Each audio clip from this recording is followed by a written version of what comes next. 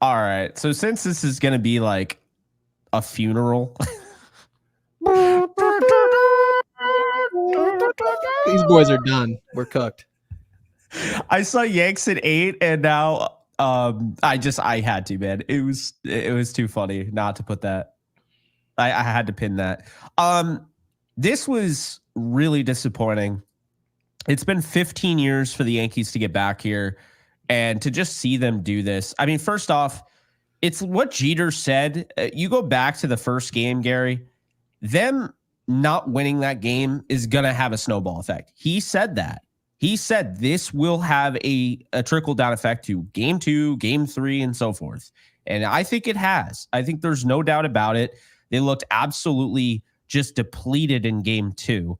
Now, I don't want to say they. And the reason I don't want to say they is because I think the Yankees got a bullpen performance that would have won them the World Series easily. Their bullpen has been awesome. Okay. It really has. Outside of the decision to go with Nestor Cortez, their bullpen has been spectacular. It's everything that you could have asked for. But their starting pitching outside of Garrett Cole was pathetic.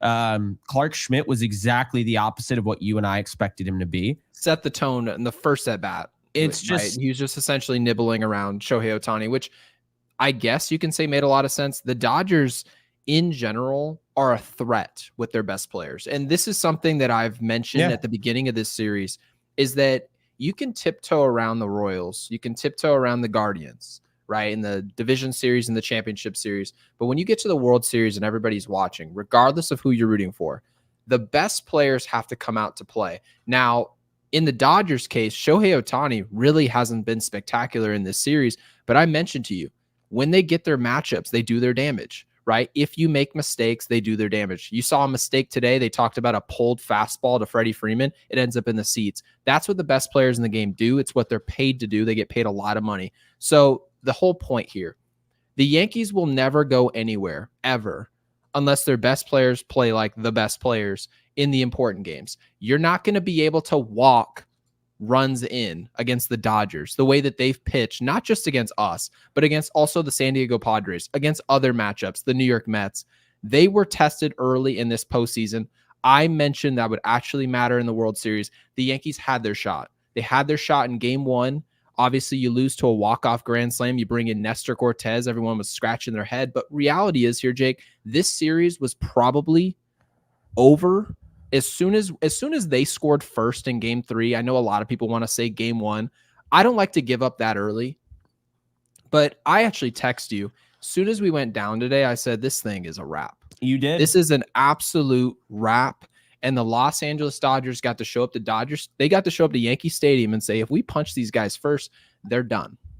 And that's exactly what happened today. It's what winners do. And at this point, they can start scheduling the parade, because I know when people see a 3-0 series, they've seen in years past, 2004, they mentioned the Red Sox and Yankee series where there's a massive comeback. But I actually have some stats to bring up here just to remind you guys just how much that's never happening. Okay. David Ortiz, what would be your guess to what he hit in the 2004 postseason? Not just that series. He hit 400. I was going to say 400 around he hit that. 400. What do you think Manny Ramirez hit in that 2004 postseason? He hit pretty close to it. 385. 385. Okay. So when you talk about Juan Soto and Aaron Judge, that pairing, right? That spectacular pairing, those guys have to perform like the regular season versions of themselves. And Juan Soto, in my opinion, he's done somewhat of a decent job in the postseason. I have no problem with what he's done, but Aaron Judge is missing in action. They were nowhere close to beating this Dodgers team without the contributions of 99. They didn't get it. And at this point, it's too little too late. Doesn't really matter what happens in game 4. Series over. Yeah, I really don't think they're coming back. Now, again, you kind of said it. I mean, if they were to come back, it'd be literally the most perfect World Series ending ever, because it's against the manager who helped the Red Sox in that 2004 ALCS beat the Yankees, only team to ever come back from 3-0. So if you did that in a World Series against Dave Roberts of all people, I think every Yankee fan would be, I would never need to see another World Series ever again. If this was like a video game and that was yeah. possible to turn the sliders down for the Yankees so that could happen, sure. But you also have to remember the context that when comebacks happen in other series, that's with different players, right? Absolutely. Different clutch genes, different lineups, different pitching staffs, different coaching staffs. I saw it in the comments about even if a comeback did occur, do you trust Aaron Boone at this point in this important of a game to make the right decisions, right? We saw Nestor Cortez in game 1. Do you trust that he's going to make those right decisions? No. No, I think it's over. For him, it won't happen. And I need people in the comment section to realize I think it's over. I'm just having fun because there's not too much to have fun about right now. And I have to get myself up to actually record this and do this because this, dude, we're doing this right after this game. This game was terrible. This game was awful. This game was absolutely dreadful. I felt like in the 7th inning, they had a shot. This will be my one gripe. I thought they had a shot that was taken away from them by the umpire. I thought that call at his neck. Oh, Gleyber Torres. Yeah, because I think, well, you know, if Gleyber gets to 3-2, I like his chances. And then, you know, you have Juan Soto at the plate. But I don't want to sound like a Vikings fan, of course, you know, against the Rams. See, LA fans, I'm still with you guys to some extent. But the point is that we don't know what would have happened. It doesn't guarantee a win. I was just bummed it took away that chance of him getting on potentially a bases loaded outcome for Juan Soto. But let's be honest here. The umpires have been terrible. That's not why the Yankees are down 0-3. They're down 0-3 because of a few things. Their star, Aaron Judge, has been, as you would say, a lemon. Just straight up. He's just been terrible. What is our takeaway, by the way, on Aaron Judge? Because I know that technically speaking, I don't know if this was behind the scenes. My dad was at the stadium today and he talked to Aaron Judge at Yankee Stadium. I don't know what they talked about. I don't know what there is to talk about, right? At some point or another, nobody else there. It doesn't matter who you speak to. You can talk to Barry Bonds. You can bring Babe Ruth back to life. No one's going to give you advice that's going to unlock a confident baseball player. You have to do that for yourself. He's the only person to unlock it. Where are we on Aaron Judge? Because now we're talking about 2025. Because remember, I started this conversation a couple days ago. When we go into next year and we see this MVP version of Aaron Judge, are we supposed to jump up and down in excitement? Because I'm quite confused on what I'm watching, right? I don't trust this player regardless of what I see during the regular season next year. And that's hard to say because obviously as a Yankees podcaster, you want to enjoy everything that's happening on the screen. But after watching this, not just in 2024 in important games, but from 2017 on, what are we supposed to feel? No, I get that. And we're going to answer Nick Gomes here in a sec, but I get that. I think really this all hinges on Juan Soto. If you lose Juan Soto, no one's going to show up to the ballpark. After this, I say this about the Super Bowl all the time, and people will disagree with me, but I say it all the time. The Super Bowl was made for the one who wins to be immortalized in history, and the team that loses to die. Yeah, it feels that way. They go downhill. We've seen it now with the 49ers. I think they're 3-4 right now or whatever. Like the team that loses the Super Bowl dies almost always. They go into a little bit of a dark age. Yeah, Seattle Seahawks. They were trying to repeat. They threw a pick at the goal line, never recovered as a franchise. Well, look at both teams that went to the World Series last year. I know the Rangers won. They didn't make the playoffs. The Diamondbacks didn't make the playoffs. They lost. Right. And they scored more runs than anybody. But I do think that this could actually kill the Yankees. I do. And the reason I say that is because, one, this, and you were asking if maybe we should go in with a title of, you know, is Aaron Boone's job in jeopardy or whatever? No. And actually, this could be an issue. If Aaron Boone's job isn't in jeopardy because he got to the World Series, he's good there for the next 10 years, whether people want to admit it or not. This just saved him. Like, he is locked in. They're fine with this. They're not going to say it, but they're fine. They look at this as a successful season. And to be fair, I look at it as a successful season to a degree. But the way this World Series has gone down, and I know they've been in every game, they really haven't. 4-0 felt like 8-0. It felt like, honestly, you know what it felt like, Gary? Today's 4-0 felt like when we were at Yankee Stadium. I never at one point was like, and you know, I even called him out on it because when Alex Verdugo came up, I'm like, nope, not buying this, not buying it. He hits a home run, like not buying this for a second. I know Glaber's a stud. Homer. I know Glaber's a stud. I know Juan Soto would have loved to get up there, but I've seen this movie before. The Yankees, you know when they're going to come back. You know it. They show life throughout the game. They show buildup. This team had spurts. That's not a buildup. They've had consistent buildup in those games they've come back and won. The pinch hit game, it was DJ LeMahieu had the walk-off. That was a game in which it took time, but they were building it up until the 9th inning. This game, there was no buildup. They had a couple innings, mainly the 7th inning, where they got something going, and nothing came of it. And the fact that you even sent Giancarlo Stanton there, that killed any sort of momentum. Luis Rojas should be looking for another job after tonight. Why was he sent? He actually, so the crazy part about it, I know they mentioned the throw, and it was an excellent throw technically, right? Yeah, the it was. Technicality of it. But we're throwing him out from left field if we're being fair. Giancarlo Stanton is who you're sending. It does not make any sense. And by the way, I don't want anyone to get frustrated with the player in that instance. Yeah, it's not his fault. He should not be sent. He's not looking. So when you're on second base and there's a ball hit out to the outfield, you're not just going to turn your neck like an owl and say, oh, okay, I can see here that I'm going to be going home. No, you have no understanding if the ball was fielded cleanly, right? You have no clue when the ball was fielded. So the third base coach needs to be trusted to make the right decisions. Just a total mental lapse on a World Series stage, nonsensical, right? Yeah. And by the way, Nick's point here is that we passed on Flaherty, and I believe at the time, people said it was due to medicals, but then Brian Cashman came out and said that was untrue.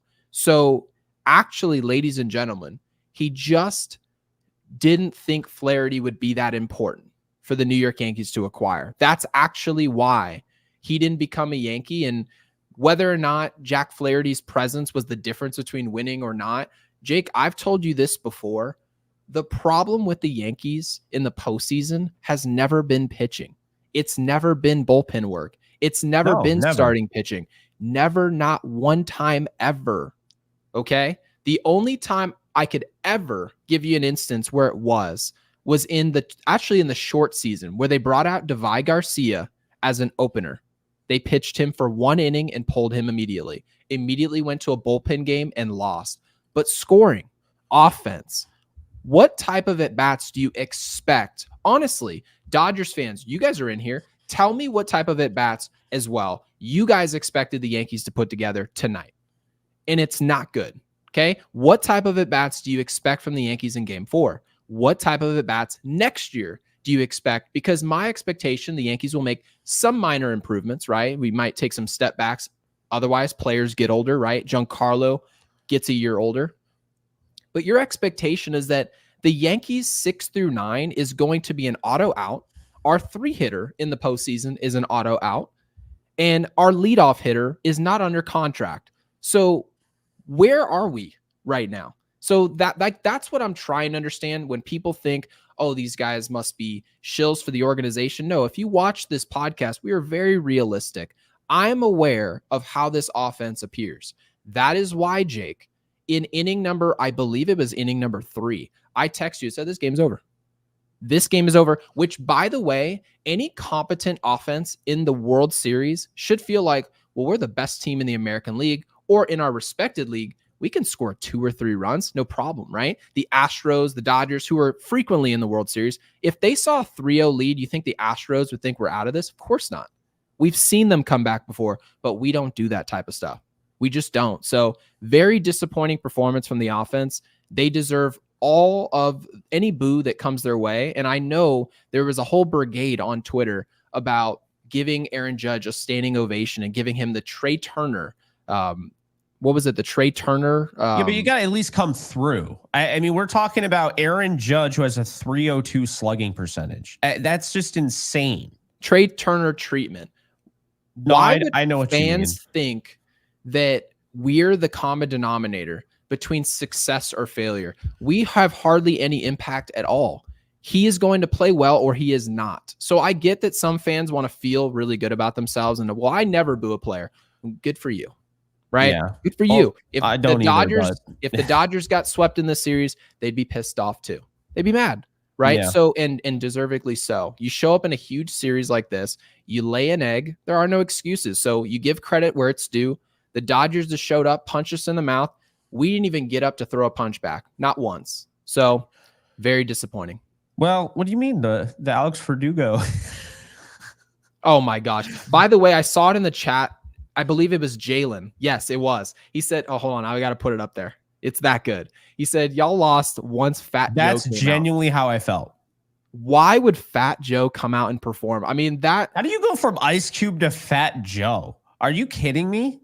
That's I like, don't know. do you know what that's like? I'm going to be really mean right now. So get ready for this.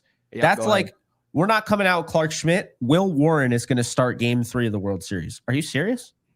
Yeah. Will Warren? Yeah, that's what that was like. Fat Joe isn't good, 1, but 2, Ice Cube is so much more prolific. It was like, why are we even trying? Like, I was excited about Fat Joe in like 2006, I would say. I was in 6th grade. Might as well just throw Ja Rule out there. I think that was right around when Ja he was Rule, relevant Ashanti. too. They can let P. Diddy out of prison and he can perform. A lot of people were saying that P. Diddy should have performed. Yeah.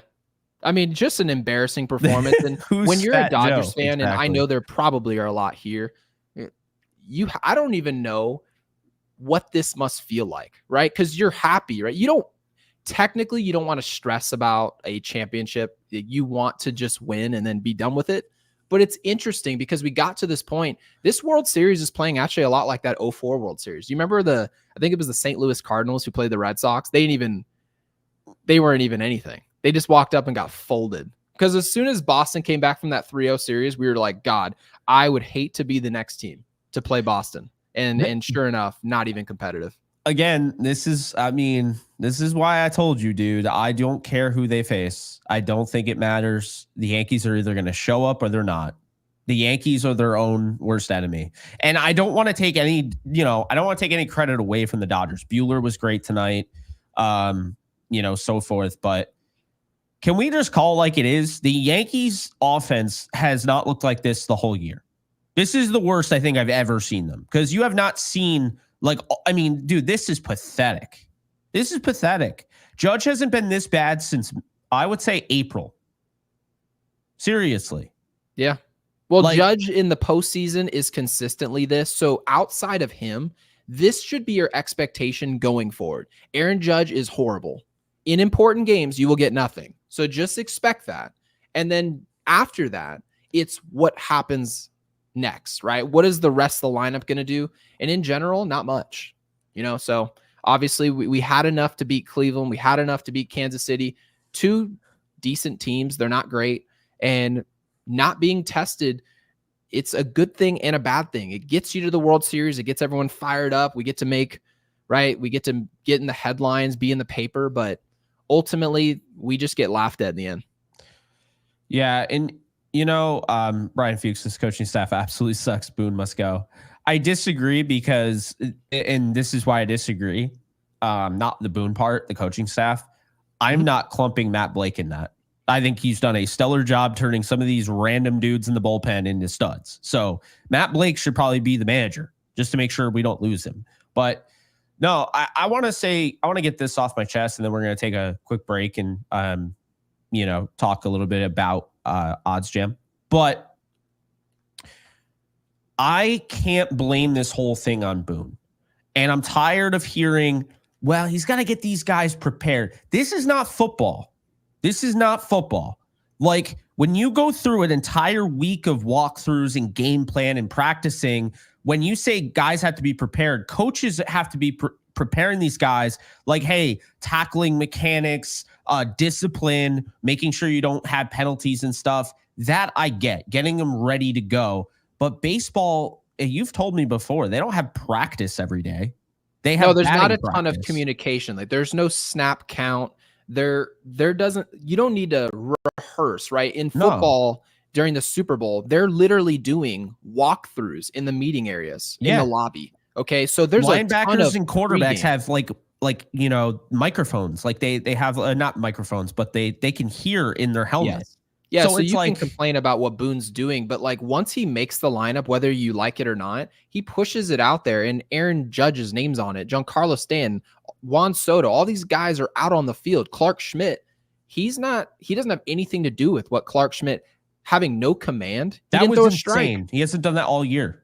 No. Where did that come from? Is it the cold? I don't know. He was hurt during the cold weather, to be fair. So maybe. Yeah, well, the broadcast kept saying that Walker Buehler loved the cold. So we get excuses, right, as to like, oh, the weather could be a factor in gripping the baseball, but then Walker Buehler seems to grip it just fine. Well, exactly. So it's interesting. I joked about, wow, is Sandy Koufax on the mound? And they're like, this is the first time since Sandy Koufax that he's kind of like, are you freaking kidding me? But, that's typical. Clark Schmidt has hit the outside corner consistently all year and then just totally couldn't. He was nowhere near the strike zone on most of his pitches today. It was wild. No, not at all. And I wouldn't say outclassed in every facet, because once the Yankees go to the bullpen, the Dodgers don't really score. It's mainly our offense. Our offense is absolutely anemic. Is there any other? I know, maybe the Yankees should be going to a bullpen game. The way the bullpen is pitched, the Dodgers can't score against their bullpen. Once again, they had 1 run in the 6th, right? And they had 3 runs in the first 3 innings. Aside from that, they didn't score the rest of the game. So, yeah, Ronnie, appreciate the super chat and the support. This, what we did in the championship series is over and absolutely done with. Nobody remembers it. Just as Dodgers fans don't remember what they did last series either. They don't give a rip. They care about this series. And then after that, they talk about the parade, right? That's how it goes. And then spring training starts and it's the same thing over and over again. That's what winning franchises do. And by the way, guys, barring some unforeseen comeback, which probably will never happen, the Los Angeles Dodgers will have one in 2020. They will have one in 2024. And Shohei Otani, and remember, I said this at the beginning of this podcast, if you face the Los Angeles Dodgers, the year to beat them is this year. Why? Shohei is not pitching. So if you thought that hitting was going to be difficult in this series this year, wait till you see when Shohei Otani's pitching. Well, so also the Yankees and Gavin Stone are both out too. Exactly. So the Dodgers are not the healthier team here. We essentially ran into a team where Freddie Freeman, bad ankle, compromise, just shows up, punches us right in the jaw in game 1, right? We make a critical mental error in who we decided to pitch to him, but he made us pay. We have not gotten up since. So next year is going to be much harder. I don't know what they expect. I don't. Yeah, I expected more out of Otani, and I know a lot of people Judge is doing, but Otani doesn't have to. His team's winning. Yeah. Like, if the Dodgers had to call in Otani to win a game, I think he could do it. I don't think Judge could do it. I shouldn't have to be sitting there praying he does it. I shouldn't have to be sitting there hoping he does it. I should know. Like, when Juan Soto comes up, I almost always know he's going to come through in the clutch. I really do. But when it's Judge, I don't. And this is the conversation we had throughout the year. There were times where I was like, is Juan Soto going to take over as the guy in New York? Kind of, he's the better pure hitter. But Stanton feels like the captain. Another 2-hit game for him. He looks like the captain. The fact that he turned that single into a double on that one play, I mean, he was hustling. It's not easy for him. It really isn't. And they already told him he can't run. They're doing the Jabba Chamberlain. Oh, Jabba, you're good at throwing fastballs. Don't throw too hard. But anyway, we're going to take a break here before we lose our minds. And we're going to no, we're fine for now, but we're going to take a quick break and talk a little bit about Odds Jam. What if you can make risk-free profits in sports betting? This may sound too good to be true, but let me explain. The sports betting market in the U.S. is so fragmented, with each book setting their own odds. This means there are many opportunities to profit when 2 books get out of sync. You can get both sides over on one book, under on another, and lock in risk-free profit. This strategy is called arbitrage. It's the core of Odds Jam. Odds Jam scans hundreds of sports books in real time to find these bets, helping thousands of bettors earn tens of thousands of dollars every single month. Look at the results for yourself. And here's the best part. you can try it free. OddsJam offers a 7-day free risk trial, giving you access to all of its data-driven tools, including the arbitrage and positive EV finder. If you don't love it, cancel it with one click, no strings attached. Ready to get started? Use promo code UNLOADED, that is promo code UNLOADED, for 35% off your first month after the trial. Don't miss out on making smarter risk-free bets with OddsJam today. So special shout out to OddsJam. Once again, use our code UNLOADED for 35% off your first month after the trial.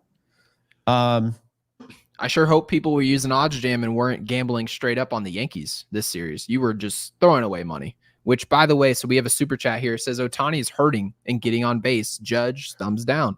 Well, that is something that kind of does it removes Shohei Otani from the conversation of what's he doing for us? Like, how is he a part of the solution here? And really the answer is injury. That's one. He's dealing with a serious injury to his shoulder. And two, you're talking about a player that was coming through in the division series.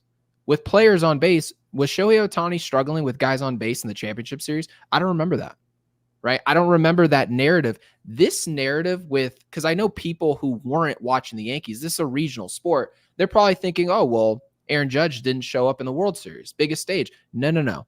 He didn't show up in the championship or division series. He did nothing. This whole postseason run. To actually give you guys clarification, he went 0 for 3 tonight. His batting average dropped 10 points, okay, to 140. He was hitting 150 this postseason. That is atrocious. Okay, so yeah. Shohei Otani has nothing to do with those type of struggles. He was doing just fine when he got here. So when he slid into second base, clearly got hurt, and you saw some of his swings today. He's not 100%. No one's talking about that, not because they just like Shohei Otani. It's not that. We like Aaron Judge. No, it's that he's done in Judge nothing to get the Yankees here, really. So that's the crazy part. He hasn't done anything to get the Yankees to the World Series, and then we get to the World Series, and people want to put up Otani and Judge's numbers and say, well, they're doing the same thing. No, they didn't. One player got them here. The other stood around in the middle of the lineup while the others were doing stuff. Yeah, I hear you. I mean, I think that's really the biggest thing, because right now, Aaron Boone as a player has done more than Judge in the postseason.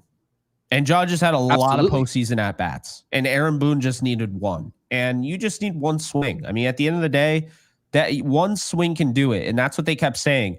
Every single time, whether you like John Smoltz or you hate him, every single time Judge came up, it's just that one swing. If he has that one swing, it's going to ignite that clubhouse. It's going to be huge. He could not get it tonight. The biggest thing, I think, looking back at the Yankees this series, it's not going to be game one, which I have a confession to make, because I do have an issue with the result. I do. But I think Nestor Cortez just made a bad pitch. I think there are a lot of scenarios where Nestor Cortez actually could have struck out Freddie Freeman. I do. And he just made a bad pitch. He got through the first one. He got right through Otani, and I think the mistake was walking Mookie Betts to begin with. But I had issues not bringing in Tim Hill, and I still do. But I feel like that, like when people say it's coping, I feel like that's just coping. When I went back and I rewatched it, Nestor looked fine. Just like tonight, he looked fine. Wait, what does coping mean? Right? I'm 30. I'm 31 later this month. Well, actually next month. It's like stretching it. Like I have to, you have to cope with, I don't know. It's like what these young Twitter users say all the time. I don't know. But I don't really understand the point. I think the decision of bringing the point I'm talking about, though? That Nestor had the physical capabilities of getting the out? I don't agree with the decision, but I feel like at that point, it's just like, oh, I'm pointing. But if it goes through, like, would I have made that much of a deal about it? No. If they're up, 1-0 going into game 2, I don't make that much of a deal about it. I will say this. Boone managed a great ALDS, ALCS, although he made a key critical error that I didn't have an issue with, but you did, pitching.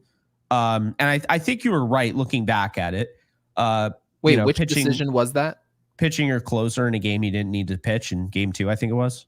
Yes, and just kind of setting the table for an overworking, really. Yeah.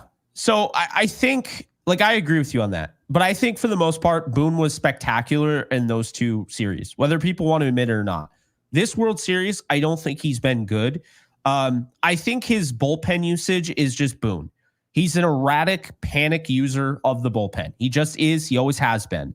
So that's not really my issue. And the bullpen's been great for the most part. So I'm not complaining about the bullpen.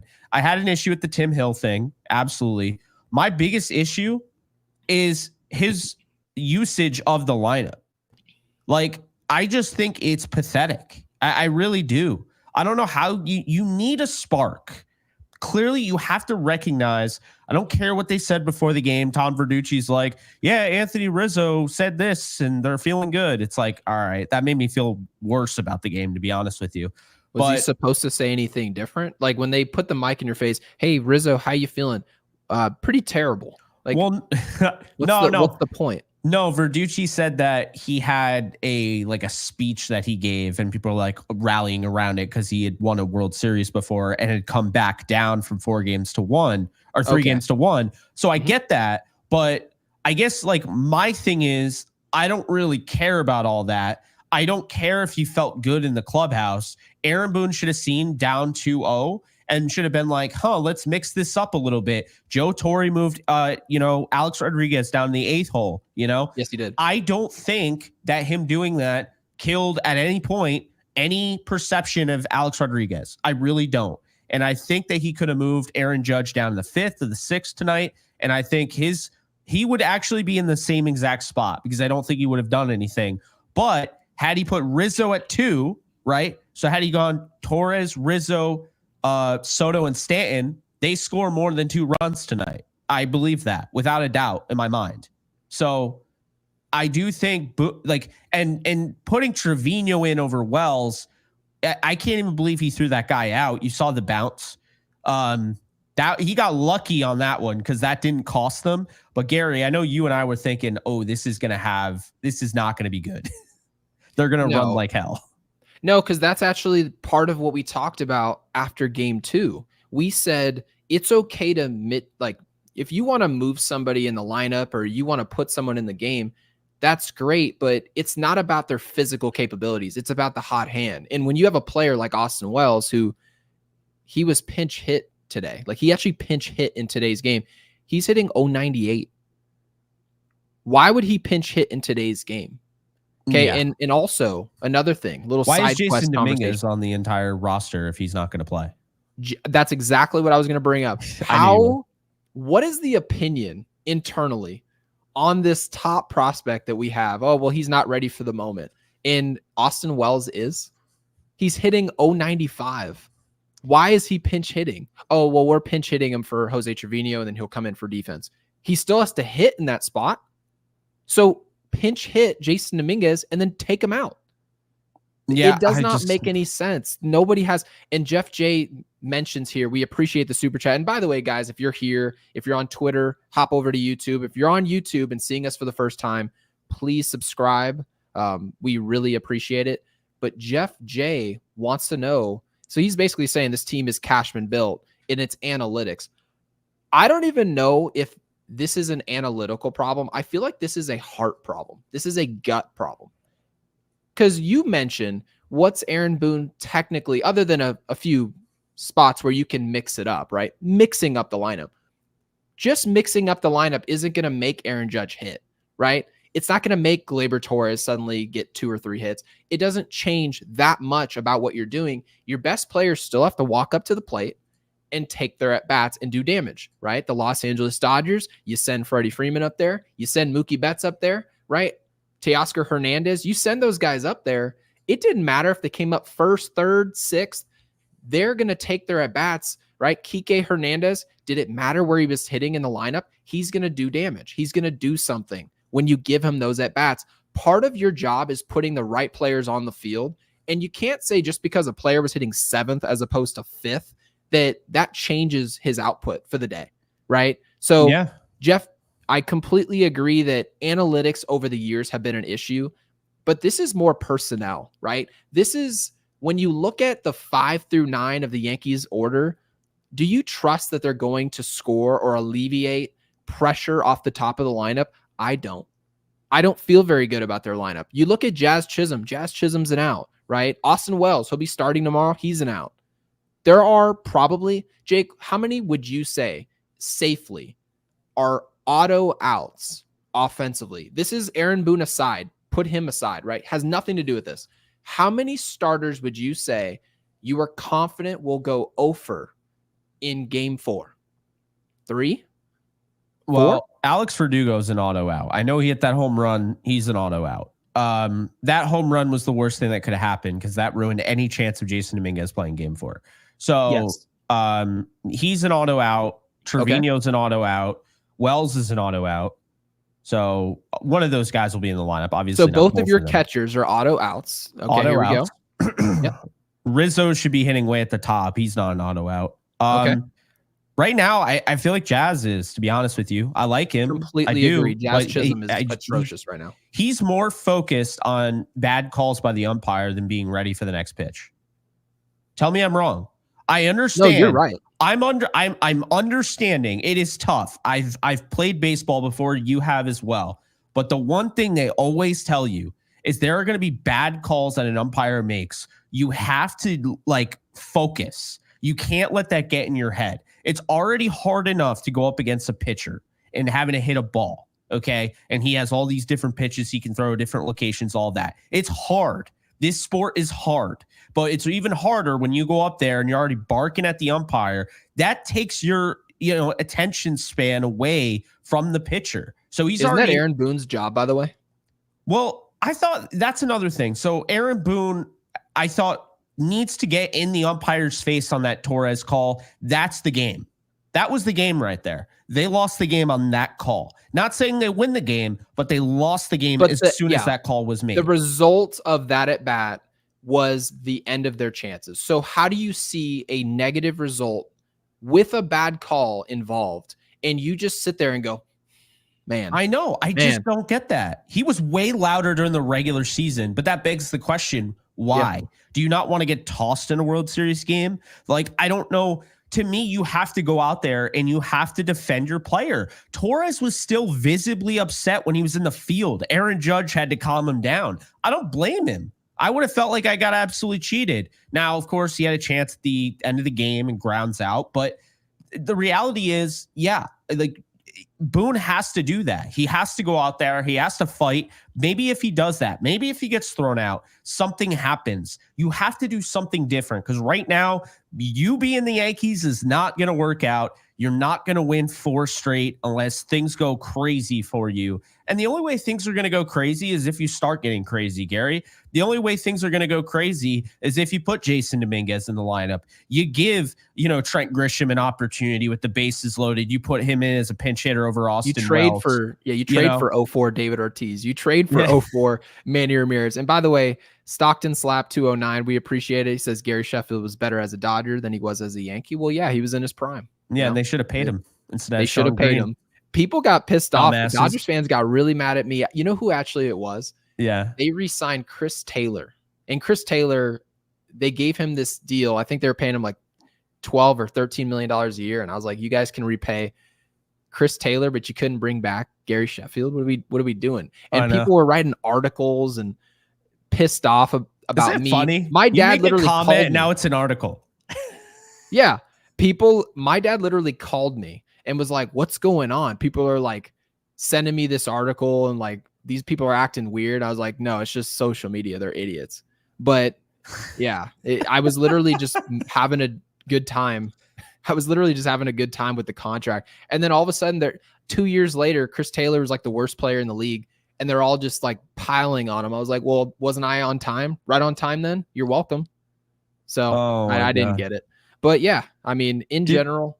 Did we get some of these super I want to make sure we hit them all. Series ended with Baboon pulled Cole with 88 pitches. No, we didn't. Can we throw that up there? Because I actually want to talk about Boone.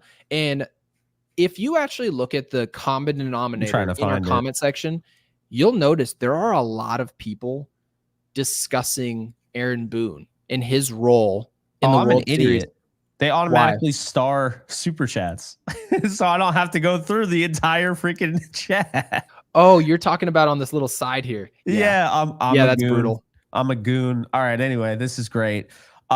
Series Baboon. ended when Baboon pulled Cole with 88 pitches. I hated that, but I gotta tell you, I didn't think that's when the series ended. I think it was the decision to go with Nestor Cortez over Tim Hill, but it ended. I wouldn't say it ended there, because you would expect, right, Gary? You would expect grown men to get up and get ready to play in a World Series, something that you dream about as a kid.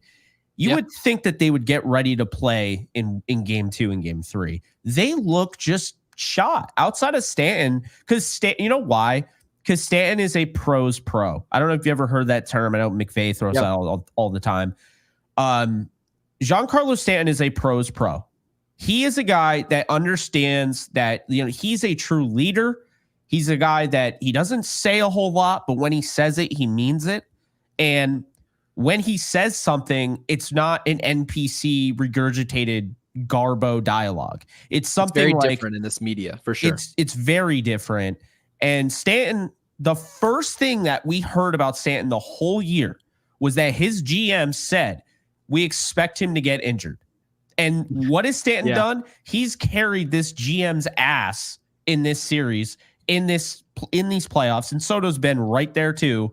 But Stanton has been the captain. I said this, people got a little pissed off. I love Judge. I can recognize Judge is great. We're not ungrateful fans for having issues with Judge's postseason work. But what I can't stand is people are like, oh, Judge is pulling an A-Rod. No, he's not. A-Rod hit. It's why they won in 2009. It's why they won despite the fact they lost the first game against the Phillies. Okay? A-Rod was great in that postseason, and I already debunked it in another video. A-Rod's always been really solid in the postseason. He had over like an 800 OPS. I'm not. You know what I hear all the time? Outside of 2009, A-Rod was atrocious. No, they'll bring up 2010, and it's like I don't care. I don't care. Well, as far as I'm concerned, the last time we won a championship was 2009. Yes. If somebody is essentially not the sole reason, but the main reason you won your last championship, clutch hits against Minnesota, right?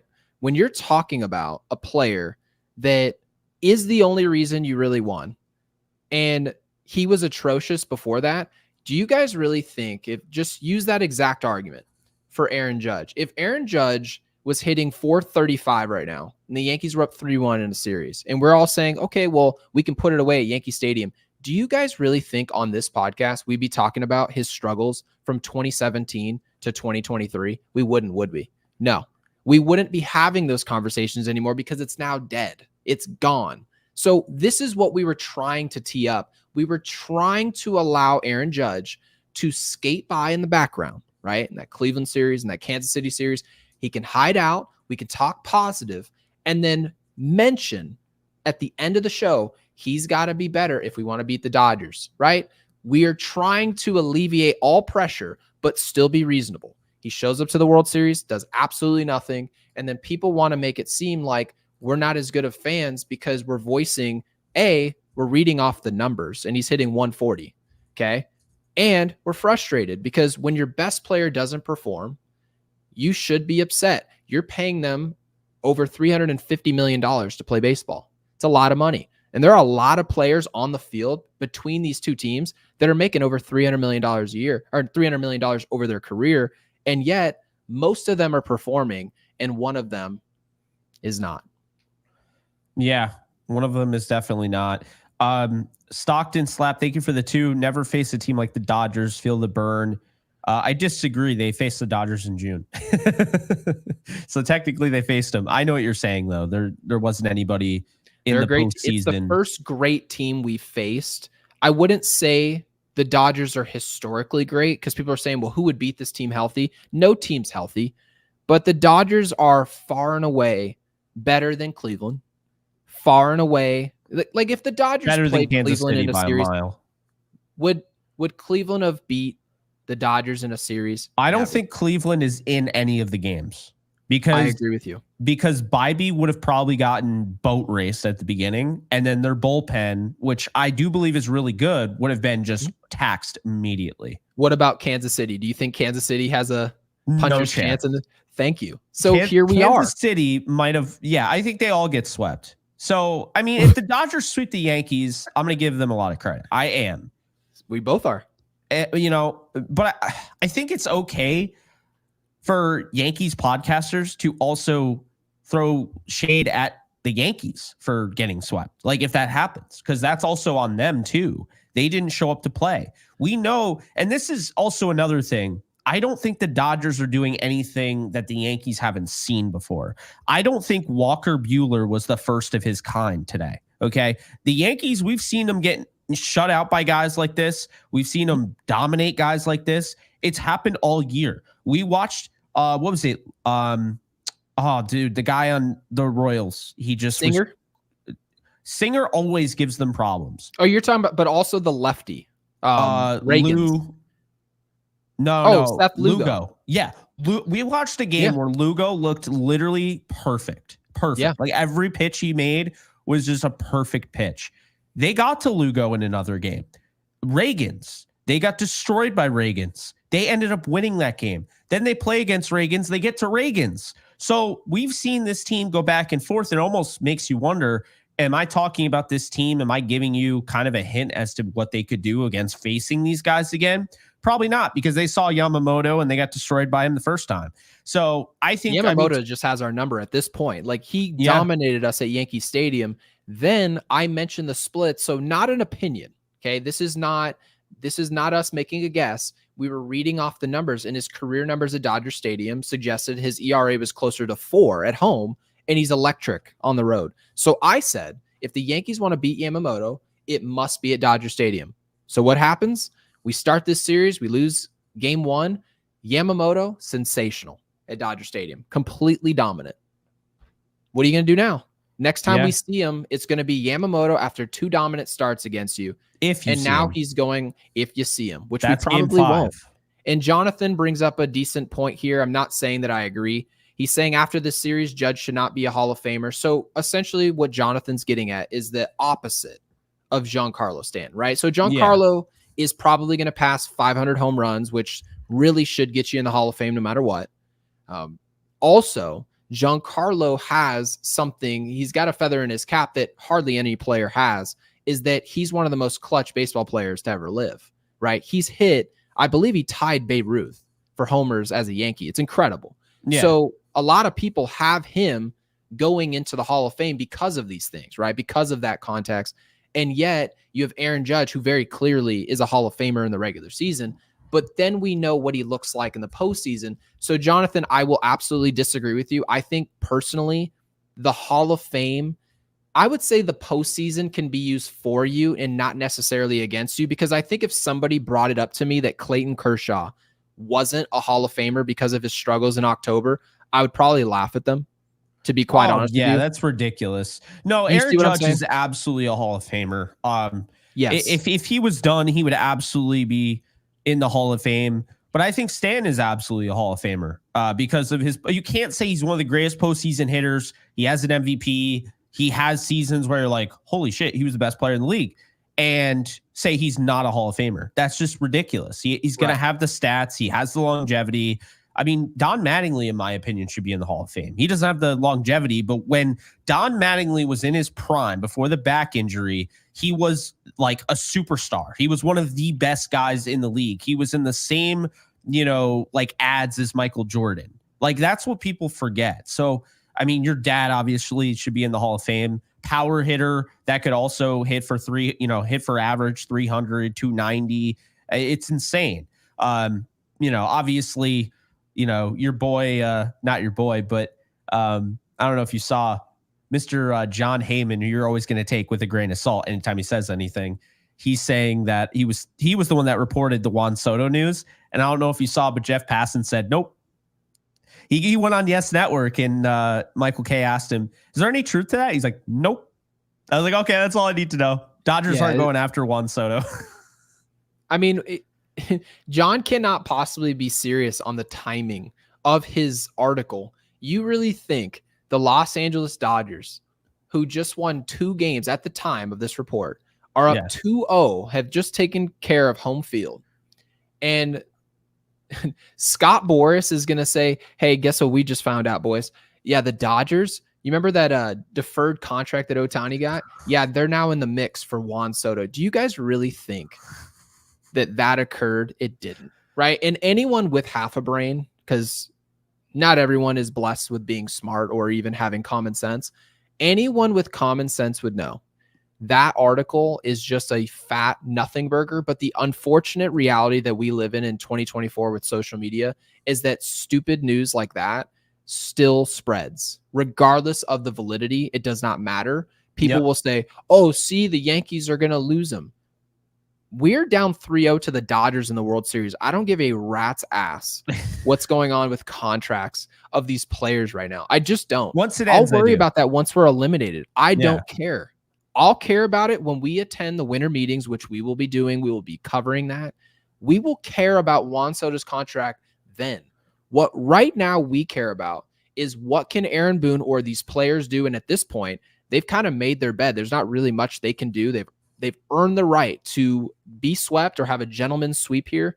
This is just what they've done. But as far as contracts and where Soto could go, I cannot possibly believe anyone would care about that article, regardless of how valid it was. No, I know.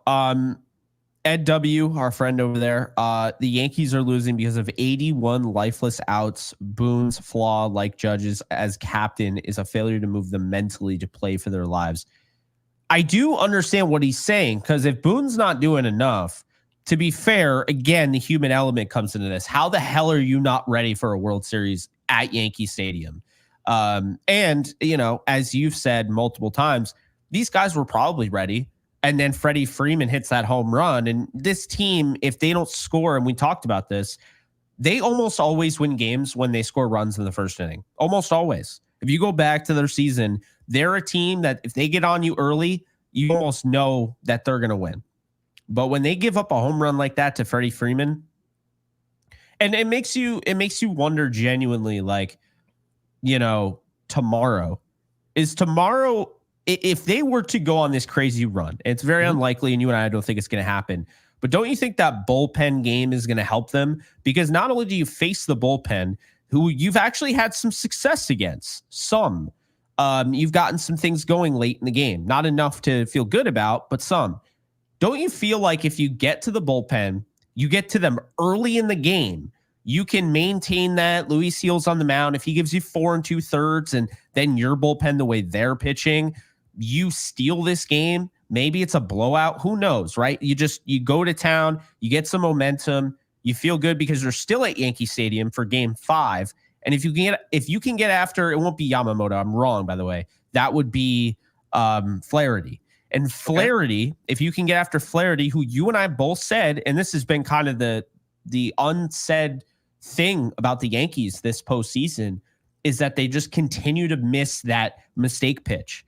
And Flaherty, you said on the show, had a lot of mistake pitches that he just did not get punished for. If he has some of those, you take that game. Now it's Game 6 and Yamamoto is in front of you. Could you say they win the next 2? Could you beat Yamamoto? Is this team done? Like, I guess that's kind of where, if we're going to throw that title out there, right? If we're going to, genuinely speaking, if we're going to throw that title out there and they win the next 2 games, do they have any chance with those 2 wins? Nope. Because I don't think so either. No. I think they could win those next 2 games, and I just did not get any vibe that they can win in LA. I did not, like, they should have won Game 1, but that was at the beginning. Now that everything that's happened, I could see it. They could actually get after Yamamoto, or they don't get to Yamamoto. It's a 1-1 game. They have a nice run in the 8th inning. They're up 2-1. They're staring at a potential 3-3. And then guess what? Last licks, bottom of the 9th, down 2-1. Freddie Freeman hits a 2-run shot. Game over. They win the World Series. I could see it. I could absolutely see it. I don't think it's going to go that far. I think I kind of have a feeling the Yankees are going to win tomorrow in a bullpen game. I feel like that plays into them. And I think they could win Game 5 because I do like them against Flaherty a lot more than Yamamoto. But Okay. I'm going to say they probably lose at Yankee Stadium, Game 5. That's Okay. what I think. Yeah, so I have the Yankees being swept at this point, and I there wouldn't are be a few surprised. reasons. There are a few reasons why. The context of how you get to the situation that you're currently sitting in has a lot to do with my predictions game to game. I will tell you that if you could just rewrite history and the Yankees leave Garrett Cole in that game, and everyone that's a Dodgers fan, or especially Derek Jeter, who was on the Fox broadcast, is talking about leaving Garrett Cole out there. Let's just say the Yankees have won that game. It changes how both teams feel going into game 2. Now you're talking about a game 2 as a must win. Are the Dodgers freaking out? They just lost home field. It changes the entire vibe of the series. Does it change the result? Probably not, based on what you've seen out of this offense. But when you're talking about your chances up against different pitching matchups like Yamamoto at Yankee Stadium in a potential game, well, all of that's predicated on the fact that you didn't just lose 3 games in such an anemic fashion, right? The fact that you didn't have your manager blow game 1 with just horrible matchups made no sense whatsoever. So really what we're saying here is that the players cannot possibly believe that they're going to go out and execute offensively. The players should not possibly believe their manager is going to execute mentally, make the right decisions, put people on the field that should be on the field, right? So nothing is working right now for the Yankees. And when it comes to coming back from a 3-0 series, and you're not saying that's going to happen or it could happen, none of these things, okay? But we're just teeing up the question. Is it possible? Absolutely not, because of who is attempting it. That's why. The Boston Red Sox in 2004, if you look at the roster, it makes a lot of sense. You win one game, okay, well, it's not the end of the world. We've still got another one. We've got plenty of time to win our last game. You're still facing Johnny Damon, right? You're still facing David Ortiz, Manny Ramirez, great players. Well, I think that's the argument, though. I do think that's genuinely the argument, and it's a big if, but if Aaron Judge gets going, right? Let's just say he gets going game 4. 0 chance. But let's just say, for the sake of this, he gets going. That's the argument people would make, is that this team could be a team like the 04 Red Sox. They have Hall of Famers. Aaron Judge, Juan Soto, Giancarlo Stanton. Gleyber Torres has been one of the best leadoff hitters in baseball since he came back from the benching, right? Sure. And at that point, then you have like Rizzo. Hopefully he's higher up in the order tomorrow because Rizzo's been playing well. And, you know, at that point, if you got any of those guys going on a level where they could do some damage, okay. I think my issue is that, let's be honest here. They needed to win either game 1 or game 3. They needed to win one of them, at least one of them. Because if they at least win one of them, they're down 2-1 going into game 4. That's fine. That's fine. They have 2 games at home. So what? You can't win in 5 in Yankee Stadium. Now we know for sure it has to win. You have to win in 7 games. That's impossible. Well, it's not impossible, but it's only been done in the ALCS. Now, I'll say it's overdue. 20 years ago, 20 years is when the last 3-0 team came back. And we've seen teams, I was told that, 16 seeds would never beat a 1 as long as I was a kid. And now I've seen it happen twice. So, like I said, they have the talent to do it. But guys like Anthony Volpe can't be striking out in game 2 the way they did in a bases loaded situation. You know how I feel, Jake? I feel like my quarterback right now is like Brock Purdy, and we're down 28-3 in a Super Bowl. And people are saying, is it possible to come back? And they go, well, Tom Brady did it. It's Tom Brady. That's why they came back from 28-3 against the Falcons. So if you're wondering if it's possible, if you're losing in the biggest game of the year, 28-3 in football, okay, is it possible to come back? Yeah. What does it take? Having either the greatest quarterback of all time or the second greatest quarterback, whichever you want to call it.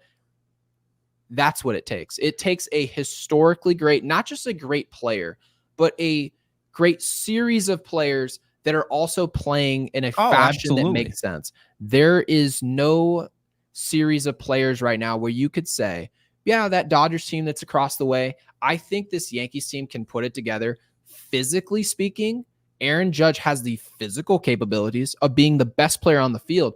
Physically, he should be the best hitter on the field between these two teams. He is nowhere even close. And by the way, when it comes to determining who's the best hitter, this is why I told you, Jake, when we were talking about who's the best player in the world, even without playing in the field, I said it was Shohei Otani in large part because of what they do when it is important, right? That was part of my criteria. But to be fair to you, we were discussing a regular season award. We were talking about a regular season performance.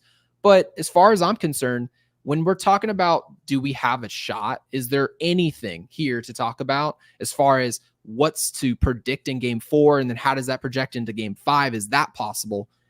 With this personnel and with Jazz Chisholm, with Anthony Volpe, with Austin Wells, all of which, right? Aaron Judge, who will be in the lineup, all of those names are players that I have no expectation whatsoever for in game 4. So yeah, I'm assuming we get swept. I think they are letting go of the rope. Aaron Boone didn't even come out to argue. One of the most egregious calls at Gleyber Torres. It was literally at his cheekbone. That was the worst ball strike call I've seen in years. Didn't even argue ever. it. So if you're a player, why would you think, oh yeah, let's give him hell in game 4? You know you're overmatched and your manager's sitting on his butt, not even arguing calls. You think Dave Roberts, if he saw the same call and they were in the same situation, he's not coming out and screaming at the umpire? Of course he is. Yeah. Well, I thought they should have. I don't know why they didn't bother trying to challenge that play at home. Remember?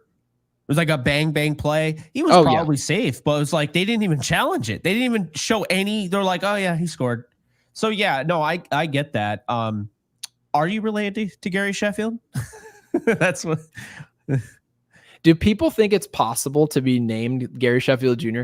and then not be? First of all, no one's named Gary. No one is named Gary anymore. Nobody. That's the nice part. SpongeBob's pet. SpongeBob's pet. Yeah, his snail. That's the one nice part. I think my dad and I are the two only Garys right now walking around. There's like maybe a couple workers at GameStop with the name Gary, but other than that, you don't get very many. So that is funny. So yeah, we're trying on this show. For those of you who are just joining us, we are absolutely yielding the fact that not only are the Dodgers the better team right now, they are the hotter team. They're the performing team. Dave Roberts, first time in a while we can say Dave Roberts is managing circles around his counterpart, regardless of who he's managing against. Just circles, right? Moving guys around the lineup. They're performing. They're coming up clutch. They're spinning the ball incredibly. They're dominating us, right? So all the talks about their starting pitching hasn't mattered at all. Didn't matter. Didn't matter against San Diego. Didn't matter against the Mets. They are just taking care of business. So Nick wants to know 2025 Gleyber or Alex Bregman. Who do we sign? I don't know. What do you think, Jake? Gleyber. I want Gleyber to be a Yankee. I love Gleyber. Okay. Gleyber has continued to put together good at-bats. Even if he doesn't get on base, I'm inspired by just his at-bats. I always feel like he gives them a chance. That at-bat he got screwed with on the call at his neck, like you said, at his cheekbone. That's what Gleyber brings to the table. You know, he's going to work counts. He's done a really nice job throughout this postseason. I see a Duke Ellis over Aaron Judge right now in the comments. We're down tremendously right now. Yeah. It feels like we're at a Ice Cube service. Greater than Fat Joe. I mean, come on. That's like someone saying that chocolate is better than raisins. Like, duh. Like, of course. I don't think anybody wanted Fat Joe. Let's be realistic. No one. There were people on Twitter that were like, I love Fat Joe, and I don't know if I like him anymore with how bad of a performance that was. We should have brought out 6ix9ine. Do you know who that is? No. Oh, he's this. I think he's from Brooklyn, and he's this dude who got arrested and then he told on everybody and got out of jail. He has colored hair. It's like a rainbow. You know who they should have just brought out? Who? They should have just brought out Joey Gallo rap. There you go. If Joey Gallo rapped, it would have been just as good. Or no, it should have just been Nick Swisher just running and screaming. Ah! I mean, hey, no, but seriously, Nick Swisher, I would say, would get the crowd more into the game than Fat Joe performing. And by the way, Fat Joe had a nice career in general. Like, Fat Joe it's not my genre, so it's not fair for me to speak on it. I just thought also it was not terrible. Really. I don't know. I just feel like also rap isn't really baseball fans' genre. No, well, LA, I get it. LA is like very hip hop centric. Very regional. I get it. But like, who are you going to bring out? Like, I was thinking about that. You can't just like that. I understand the rap because you're not going to bring out a band. It's supposed to be like kind of a quicker thing. I feel like Alicia Keys would have been better. Yeah. Have her sing like the national anthem. Something. I mean, Jay-Z would have been the move. I'm not a huge Jay-Z fan, but he would have been a move. I don't know. Jay-Z's taking a lot of heat on TikTok right now, so I don't think they wanted to go with that. Yeah. Well, I mean, people would have rather had P. Diddy, who's literally taking all the heat. So that's where we're at right now. That's how bad. Wow, Fat Joe is down that bad. Yeah, no, it's not great. Jeez. Nick says rap's not good live. Jay-Z not looking great right now. Okay, fair enough. I don't follow any of that shit, so don't ask me. I don't know what's going on. Okay, so you're saying, to answer that question, Gleyber Torres was your choice. I like player Bregman, by the way. I do. Yeah. I think Bregman would be great for the playoffs, but guess who's good in the playoffs? Gleyber. And we said this multiple times. Gleyber and Stanton are the playoff guys on this team. And sure enough, they've been key and critical. And so is Juan Soto. By the way, if we're going to talk 2025, they lose Juan Soto, it is going to be a funeral at Yankee Stadium for all 82 games. Oh, you think that would have an impact on the bottom line of the Yankees? Yeah. That's the funny thing. Isn't that hilarious? No, I'll tell you why. It's hilarious, the idea we can't afford him. But it's almost like saying I can't afford like advertising, right? I can't afford to promote my product. Why? You're spending money that's going to make you more money. Correct. So by saying you can't afford Juan Soto, you in turn would be like relinquishing more dollars than you would ever make, because that whole, demographic in general, let's just talk about that demographic. That in general would be a huge loss because they're going wherever Juan Soto goes. If he goes to the Mets, oh boy, are you going to feel it? The Mets, they're going to be sitting there like, you didn't win a World Series game. Like, you kidding me? And we got Juan Soto and Francisco Lindor. Good luck.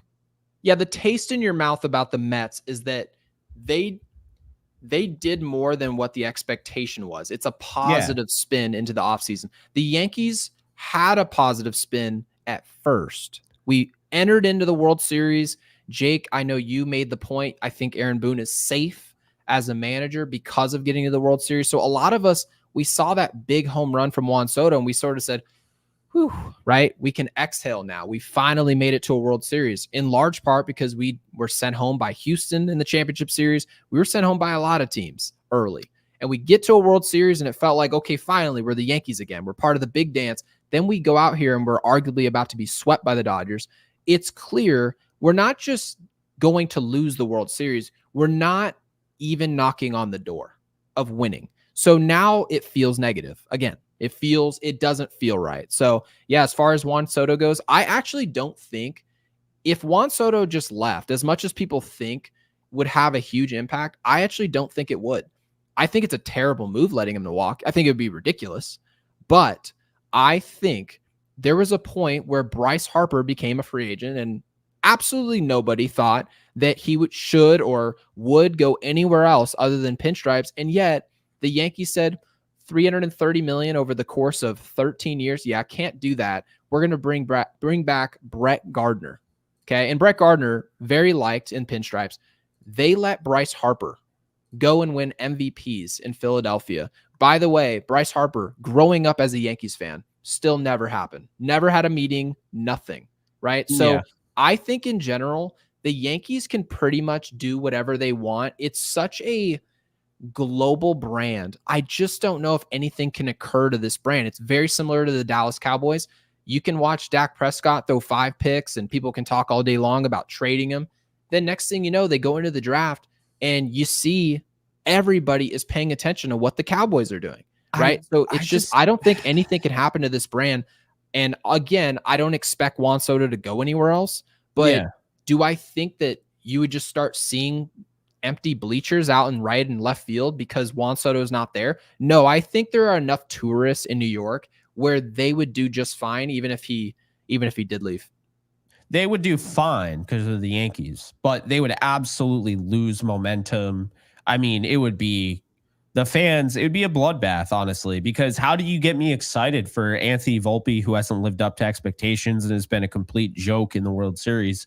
How do you get me excited for Jazz Chisholm, who told me we were going to win the World Series and has done nothing in the World Series? I don't want to say that. The base running there, whatever, but still, like, how do you get me excited for Yankees baseball when you're just like, oh yeah, we have Aaron Judge and Giancarlo Stanton, and we brought back Gleyber Torres, and it's like, okay, well, where the hell's Juan Soto? I think so many people right now would rather trade Aaron Judge to bring Juan Soto in than keep Aaron Judge without Juan Soto. I mean, yeah, isn't that wild? Like, it's really not. He's 26 years old. Like, I would never trade Aaron Judge. I don't want Judge gone. I'm not overreacting, but give me the 5-year younger player all day who's a marginally less talented right now. Marginally. Yeah. And Stockton with the super chat says, who's your dad rooting for? Is he watching? My dad's not a huge baseball fan anymore. I think in general, Stockton, in general, my dad is burnt out from the game. He was actually at the game tonight, and he was sitting right next to Carmelo Anthony, which was pretty cool. Obviously at one point was the king of New York, but my dad's rooting for he wants the Yankees to return to glory and win. But, you know, obviously when your best player isn't performing the way he needs to perform, that was never going to happen. So can't say he's overly disappointed. He still just gets to hang out in New York and sit in a suite. Life's still good. So yeah. No, yeah, life's good. Exactly. But anyways, appreciate the super chat. Yeah, appreciate that. If the club signs Soto, they want to win a championship. If not, they want to sell chicken buckets merch. Well, I mean, not even, because you're not even going to sell merch if you get rid of Juan Soto. Who could you bring in? This free agency class sucks. Gleyber Torres is going to get paid out the wazoo because this free agency class is Gleyber Torres, Alex Bregman, and then Juan Soto. Who else is a free agent? Seriously. I actually just clicked the link just now. It's not good. I looked at it the other day. It's not good. It's all pitching. Yeah, I believe like Cody Bellinger has like an opt-out. Yeah, now we're talking about Cody Bellinger, who, like, I like him, but you lose Juan Soto. Goldschmidt, 37. Well, Teoscar Hernandez, but you're talking about a player who he's 32. So yeah, some team is probably going to give him, based on his performance, my guy, a 6 or 7 year deal. Santander. Why, what's up? Oh, right. But no players that, well, I tell you what, Pete Alonso would be a nice addition. Yeah, but now people are going to check out. Our viewership would go down the tubes if they're like, no Juan Soto, Pete Alonso. Like, are you kidding me? We'd go from 5,083 people to 3 people watching. Dude, I'm not kidding you. It would go down the drain because, and I wouldn't blame any of these people. Yeah. You know, my best friend is a huge Yankee fan. He told me if we lose, based on the Dodgers report, which obviously this is before Passan came out and said it's false. Yes. He said he would literally never watch again. He would never watch the Yankees. I don't believe. Do you know how many times I've said it's like we're like I went through a drought though. For me personally, I stopped caring about baseball. Like that's fair. I would say though the average. Okay, Aaron Judge got me back into baseball. I wasn't like an everyday watcher anymore, like I used to be. Yeah, that's fair. Somebody in the chat, please tell me, have you at any point, if Yankees fans only, well, actually, let's go Dodgers fans, Yankees and Dodgers fans here. Have you at any point the last 5 years seen anything where you said, I am not watching this again? And then 2 weeks later you were? Because I can genuinely tell you the New York Yankees have done a plethora of things where I was just like, how can I possibly support this? Right? How can I support atrocious calls and my manager sits on his butt and doesn't even argue, doesn't even have any fight, right? I just feel, and don't get me wrong, I never have quit on the Yankees. I'll just say, well, I just don't want to watch this. And then all of a sudden, 2 days later, I see a notification. The Yankees are down 2-0. They gave up a 2-run shot in the first inning, and I'll flip that bad boy right on and watch the rest of the 9 innings and be tortured. Right. So I feel in general, the Yankees have a fan base that's so diehard And there are a few organizations in baseball that are like this, where it just doesn't really matter what happens. And that's part of something that can work against you. A player as good as Juan Soto can just go bye-bye. And I guess you can see great fan bases like the San Diego Padres as one of the examples. They lose Juan Soto, they just start winning again, get into a huge series with the Dodgers, and suddenly no one really cares about that anymore. Nobody cares that Juan Soto doesn't play for the Padres. They just talk about Michael King now, right? So things just change. So do I think it's acceptable for Juan Soto to leave? Absolutely never. Never. But, the Yankees are a huge brand that I just don't know. No, I know. If they lose a player like this, if it'll have lasting impact. I just don't know. I think it would, especially because they got to the World Series, and if they get swept with Juan Soto, what the hell is going to be what do you do after that? You don't have a pivot because there are not many guys out there like Juan Soto. You essentially took on a move that you knew you were going to win because no one else wanted to even try. They knew Juan Soto wanted to play on the East Coast. He made that very clear. He wanted to play on the East Coast, right? So the Yankees and the Mets are the only teams that should have tried to trade for him, essentially. The Dodgers could have an argument. I mean, if they were fine, giving up prospects and have him for a year, they're easily winning. Imagine them with Juan Soto and Freeman and Otani and Betts, game over. But they didn't do that. The Yankees did. And so since the Yankees did that knowing that they could get him on the East Coast, right? They could get him to re-sign. But if they don't re-sign him and they just lost the World Series in a sweep, we'll say, or even 5 games, regardless, they lost the World Series and he was clearly better performing than Judge is going to get booed. He is going to be hated in New York. I'm telling you right now, it's a blessing and a curse.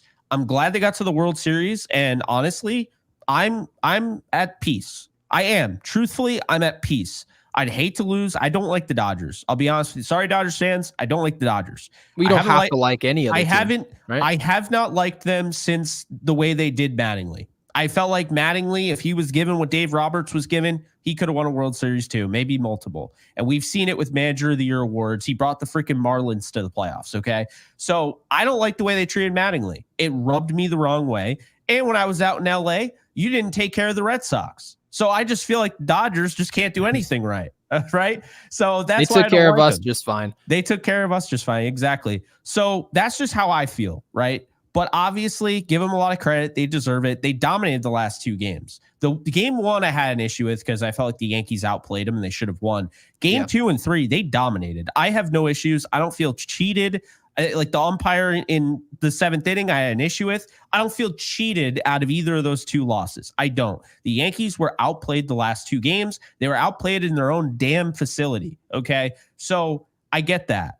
But what I'm saying is that when you talk about, the Dodgers, you talk about the Yankees and all that, to me, you do not. And like I said, I'm at peace with this, but I'm at peace with the assumption that you and I both have that Juan Soto will remain in New York. If Juan Soto doesn't remain in New York, then I'm going to throw a lot of shade at this team. I'm going to throw a lot of shade because I'm like, so you're telling me Juan Soto was out the door before Aaron Boone and Brian Cashman? I don't think there is a world, Gary, where that's acceptable. And I think fans will protest. I'm not saying it'll take long. Right? I don't think they'll protest the whole year, but I wouldn't be surprised if people were just like, I'm not going to see the Yankees. They might watch him, but they're not going to go to the stadium. Why are you going to the stadium to watch Judge hit 58 home runs and do nothing in the playoffs again? I understand exactly what you're saying, but you know what's so interesting about it? This isn't Robinson Cano. There's a large portion of the fan base though, where Yankees fans in general have been, and Dodgers fans they've fought with this perception as well, is that if you don't get it done when it really matters, and the Dodgers are on the brink of getting it done, they're going to win the championship here in 2024. But what it is that if you end up losing, right, people end up saying that you essentially are just not like this great franchise. You're essentially this organization of chokers. Like you're not worth all the talks that you're given. And at this point, as a Yankees fan, We have a large brand that, like, we actually mentioned that we feel like we're the Cowboys, right now. We actually mentioned that winning is the most important thing, and winning is the only Cowboys thing aren't getting that's to the Super Bowl this year, though. They are not, right? They're not getting to the Super Bowl. Yeah. But Dodgers fans have understood that they've taken it on the chin too. They've also dealt with losing and what that feels like, and having the ability to stay with it, right? Whether or not you thought Dave Roberts should have been fired 4 or 5 years ago, right? There are a lot of fans who thought that. But then you see something where that person gets over the hump, and then you change your opinion about somebody. You're allowed to change your opinion, but results have to make you change your opinion. We, at this point, there are a lot of Yankees fans that feel that they're not as good of a fan if they're too hard on these players or managers. If they feel like they're calling for someone's job, if they feel like they're watching a player that's incredible during the regular season and has done nothing for almost a decade in the postseason, then they seem like, well, I shouldn't just get on this player or give up on him, because then it makes it look like I'm fair weather. And that's the way it's sort of been treated. You are not fair weather for expecting positive results in the most important games of the year. The real season for teams like the Dodgers and the Yankees is this season, October baseball. Derek Jeter had over 200 career hits in October. It's because he was in October baseball all the time. That was his season. He couldn't wait for it. He always talked about it, regardless of what month you're asking him the question. He's talking about what we're going to do when we get to this moment, because it's all that matters. So now you fast forward to today, and our best player exclusively underperforms in the most important games of the year, and they want us to not get upset about it. They want us to cheer and give him the Trey Turner treatment rather than tough love. Yankee Stadium has always been about tough love. You get booed when you suck. You get cheered for louder than any other fan base, arguably, when you win. That's just what comes with the territory. And props to the Dodgers. You guys get to enjoy it. What? When he got booed, he said they should have booed louder. Yeah. Like, after the game, they're like, how'd you feel about getting booed? You're the captain. You've done all this. He's like, no, they should have booed louder. Yes. Like, but it's like also PR training and understanding, okay, if I don't perform and you guys are upset, I want you to get even more nasty. I want you to get pissed off to the level of no return. I want you livid, because essentially what it does is it just sends this whole idea that I'm holding myself accountable. Very Giancarlo Stanton-esque, really. Nothing about this is copium glaucoma, because it's a title. And we use titles to bring people in here. We don't do clickbait, because clickbait does not last as long as a full-length feature film. So that's all it is. We don't believe that they're going to come back. All it is can the Yankees become the first to come back from 3-0 in the World Series? And guess what? We have 483 people on YouTube. We have over 5,200 people. This is a Yankee show. We have over 5,200 people in here. So clearly it did something. So that's literally the entire purpose of it. Does not mean that we believe it. It's just to have a thought-provoking question. The entire point of a title that, from our standpoint, is to get people to come in here and have a discussion, right? Correct. That's all it is. So it's not copium or anything like that. We're fully aware coming back from 3-0 is a very tall task. I think they might win game 4, but I don't expect them doing much after that. I'm in the camp of show me, don't tell me.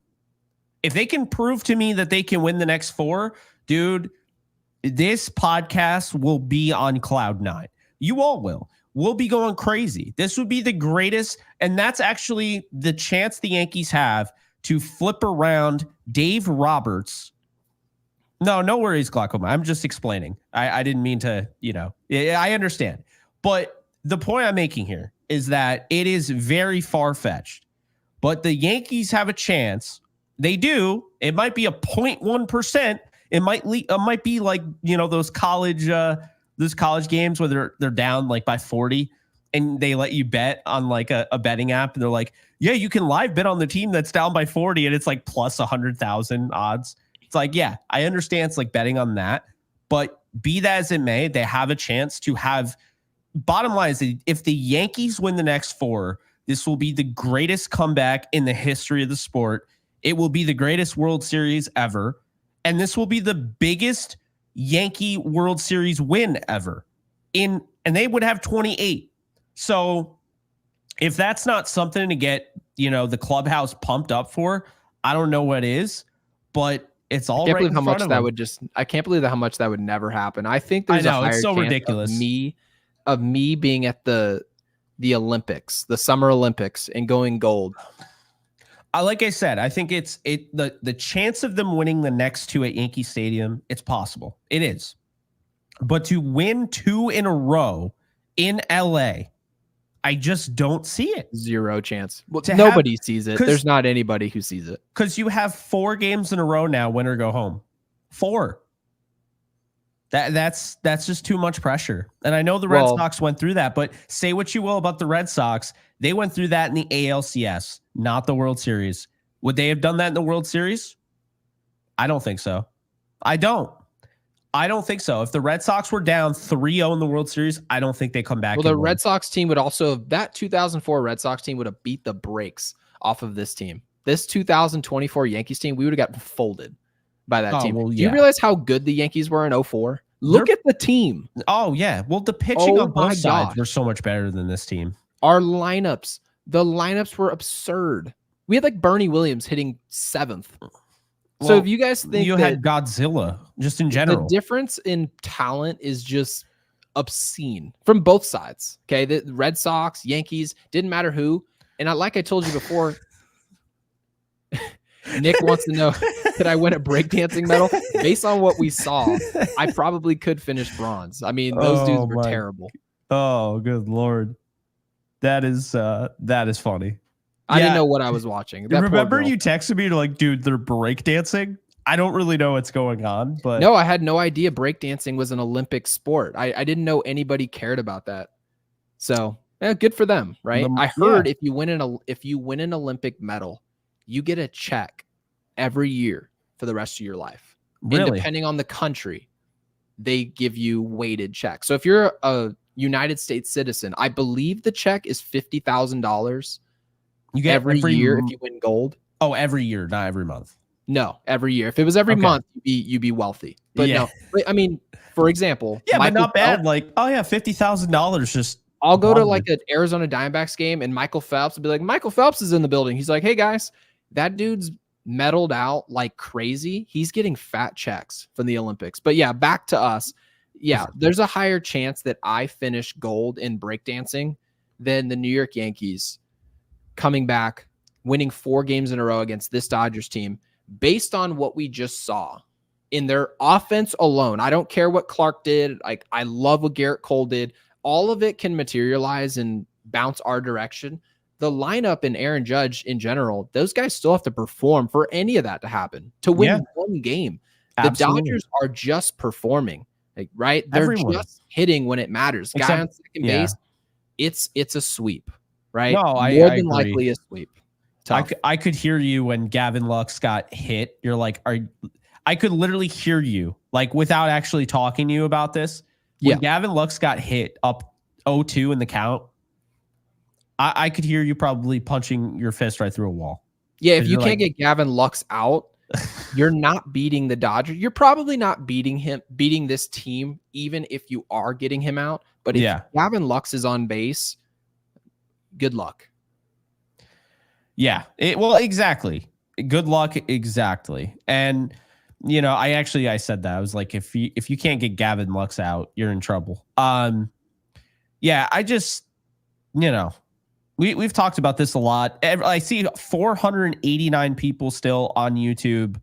So please be sure to hit the like button if you haven't already. Check out our sponsor today, Odds Jam. You can use promo code UNLOADED for 35% off your first month after the trial, because you can sign up for a 7-day free trial if you didn't know.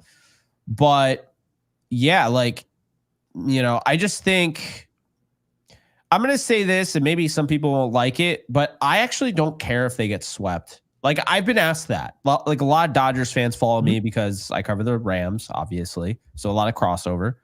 They're like, how does it feel to get swept? And I'm like, I don't care. All I cared about was winning.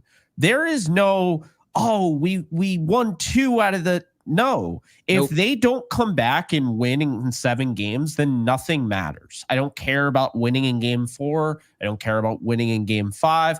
I don't even care about winning in game 6. If they made it 3-3, it's still a failure in my mind that they didn't win out of 7. At the same time, I'm at peace with it. They got to the World Series. I can't do the moonwalk now, Gary. I did say they have to at least get to the World Series this year. That's what I said. We didn't come into this season with the expectation they were going to win it all. When we made our first episode and we were talking about it, we both had 94 wins. We both said that they would win 94 games, which they did. And we both said that this is a team that can get to the ALCS and maybe a World Series. That's what we agreed on. We never said this team would win the World Series. We want this team to win the World Series, but this wasn't a team from the get-go that was screaming, oh, they're the best team in the league. They're going to win it all. They looked great at the start. Then all of a sudden, they went through that rough patch. Then they came back. But at no point were we looking at an elite, can't-miss championship roster. They had to prove that. We said, and I definitely said multiple times when asked, like, who is going to be the thing that stops the Yankees? The Yankees. The Yankees, if they can't get out of their own way, they're going to lose. I am more worried about the Yankees beating the Yankees than any other team. I think, I'll say this right now, not taking anything away from the Dodgers, but let's be honest here, the Mets are beating this Yankees team in this series the way Easily. they've hit. Oh, the way they've hit? Absolutely. Easily. Absolutely. Yeah.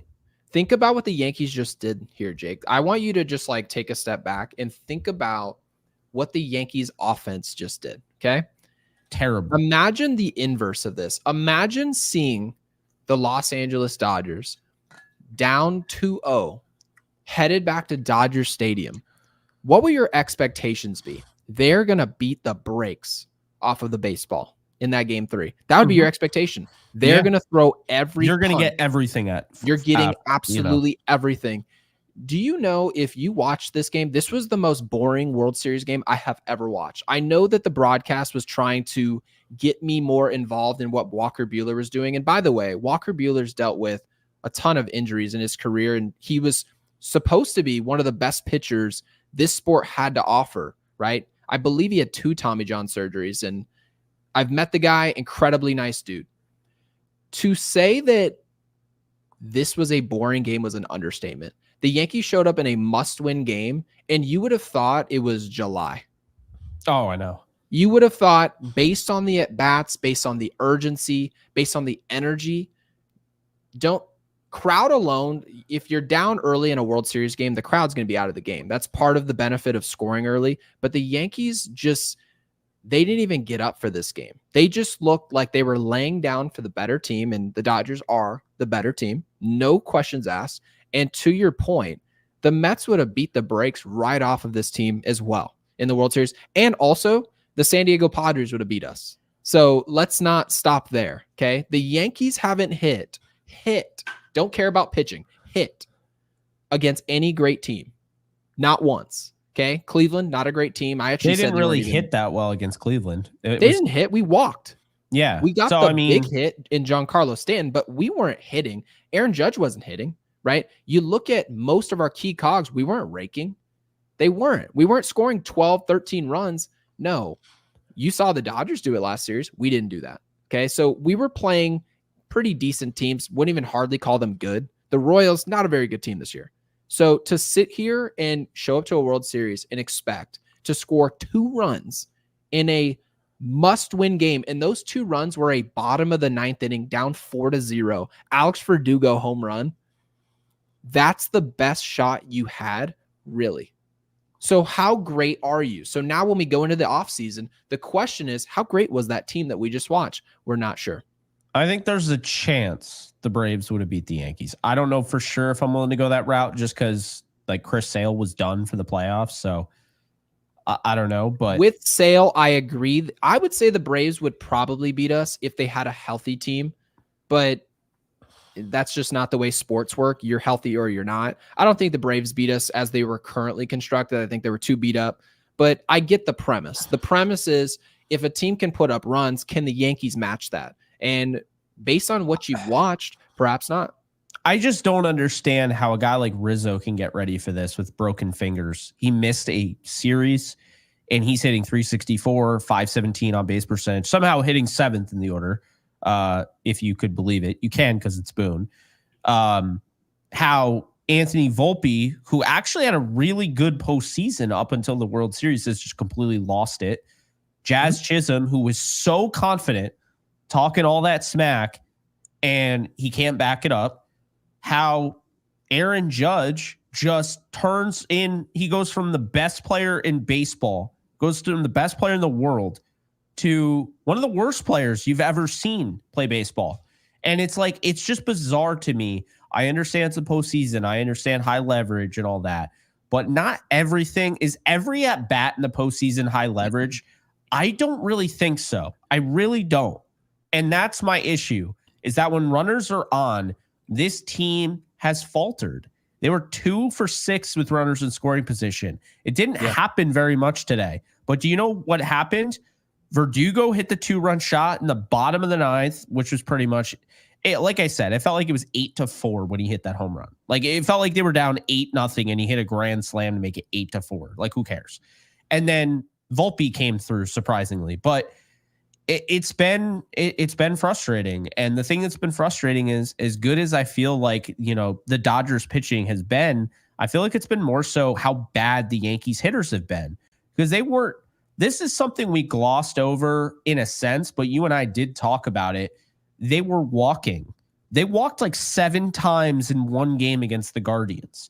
They actually scored 2 of their runs by having them walked in. The Dodgers don't do that. So you're not getting those freebies. They did walk 6 times today. I just don't think, if you really think about what a walk means, because people say, oh, well, a walk is as good as a hit.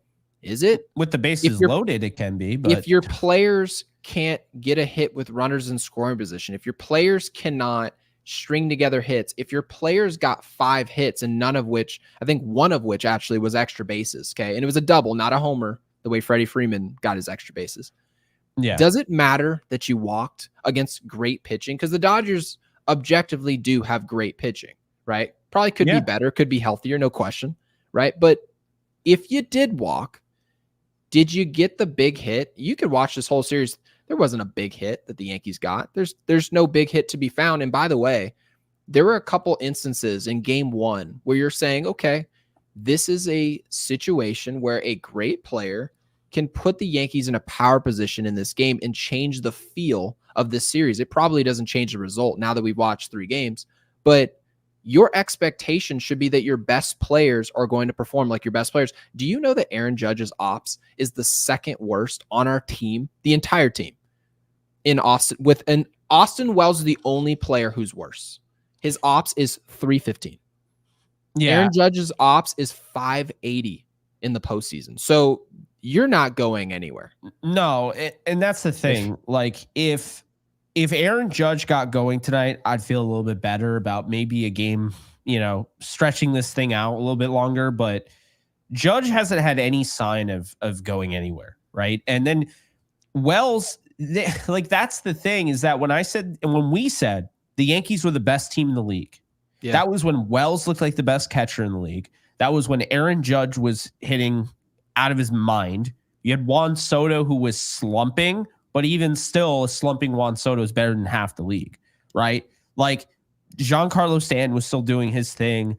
There were a lot of things there. Jason Dominguez was getting more opportunities over, Alex Verdugo. There were a lot of reasons to believe the Yankees, especially with the starting pitching. Nestor Cortez was impeccable when he came back from the injury. Then, of course, he got hurt again. Clark Schmidt was back. Heel was back. Cole was revved up. Rodon was pitching well.